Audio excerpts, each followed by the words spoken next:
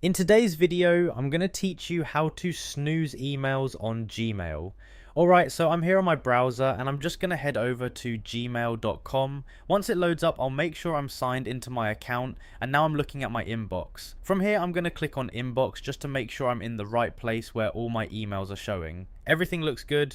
So now I'm going to scroll a little bit and find the email that I want to snooze. Once I spot the email I want, I'm going to click on it to open it up. Now I'm inside the email and you can see the full message on the screen. At this point, I'm going to look toward the top area of the email and you'll see a row of icons. One of those is the snooze icon.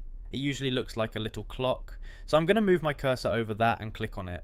As soon as I click the snooze icon, a small menu pops up with different options for dates and times. Now I can choose when I want this email to come back into my inbox. So I'm going to go ahead and pick a date and time from the options. You can choose whatever works for you, but I'll just select one here to show you how it works.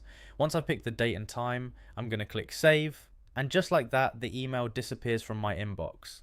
Now what's happening is that Gmail has temporarily removed the email and will bring it back at the time I selected.